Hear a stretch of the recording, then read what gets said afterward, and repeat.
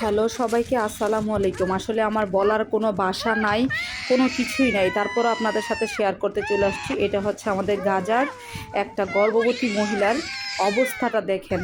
ও আল্লাহ, তুমি কি দুনিয়া থেকে সব কিছু শেষ করে দিলে? একটা গর্ভবতী মা কি পরিমাণ কষ্ট করতেছে দেখেন। আর এই যে সাথে আরেকটা ছোট বাচ্চা, ওইটাও তো অবুঝ একটা বাচ্চা, ও তো কিছুই বুঝতেছে না। আল্লাহ, তুমি মানুষকে, তোমার বান্দাকে এত কষ্ট কেমনে দিতে পারতেছো? একটা গর্ভবতী মহিলা যখন তার ব্যথা ওঠে, তখন সে ছাড়াই দুনিয়াতে আর কেউ বোঝার মতো নাই। এর মধ্যে এই মহিলাকে তুমি এমন করে রাখছো, সে আমার মা হইতে পারে, বোন হইতে পারে, জানি না আল্লাহ তালা তুমি এই কষ্ট কেমনে সহ্য করতেছো। দেখো, আমি আবার ওনার বয়সটাও একটু রাখছি। আমি একটা জায়গা থেকে এই ভিডিওটা দেখছি, দেখার পরে ভিডিওটা আমি নামাইলাম। আমার খুবই কষ্ট লাগতেছে, আসলে বয়সটাও দিতে পারতেছি না, যে আমার এতটাই খারাপ লাগতেছে। আসলে মা হওয়া যে জীবনে কত কষ্ট, আর আল্লাহ তালা নিজে দেখতেছে এই মহিলা কি পরিমাণ কষ্ট করতেছে, বা এই বোনটা কি পরিমাণ কষ্ট করতেছে। আল্লাহ তালা এই কষ্ট কেমনে সহ্য করতেছে আমি জানি না। আল্লাহ, তোমার কি একটু দয়া হয় না? তোমার কি একটু মায়া হয় না? ওনার একটু রহমত করো আল্লাহ। আর এই যে ছোট বাচ্চা, দেখে একটা মা, সে কোনোভাবেই ব্যথায় নড়তে পারতেছে না, এখানে আবার আরেকটা বাচ্চাকে কোলে হাঁটতেছে। এটা শুধু একটা মায়ের ক্ষেত্রেই সম্ভব, আর কারো ক্ষেত্রে সম্ভব না। আসলে আমি তো এখন মা হয়েছি, আমার বিষয়টা না দেখার পর থেকে চোখের পানি অজর জরা আসতেছে, এত খারাপ লাগতেছে, বয়সটা পর্যন্ত দিতে পারতেছি না। তারপরেও ভাবলাম আপনাদের সাথে একটু শেয়ার করি। আল্লাহ তালা, এইটার কি কোনো বিচার না? এইগুলার কি কোনো বিচার হবে না? আল্লাহ তালা, ধ্বংস অনিবার্য, চিন্তা করছেন?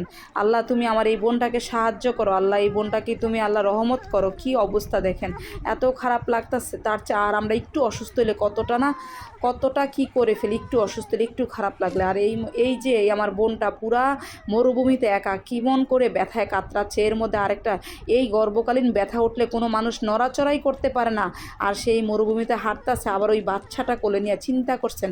কিন্তু মা তো বাচ্চাটাকে কোনোভাবেই ফালাইতে পারতেছে না। দেখেন, একবার এই পাথরের মধ্যে নিতেছে, একবার ওই পাথরের মধ্যে নিতেছে।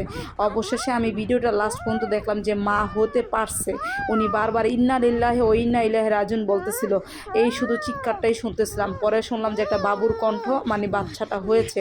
আলহামদুলিল্লাহ, হয়তো আল্লাহ তালাই হেফাজত করবে, জানি না পরবর্তীতে কাহিনী কি, কোনো কিছুই যায় না। বাট আমার খুব খারাপ লাগতেছে, মানে মনটা পুরো ছুটে গেছে। ভাবলাম আপনাদের সাথে একটু শেয়ার করি।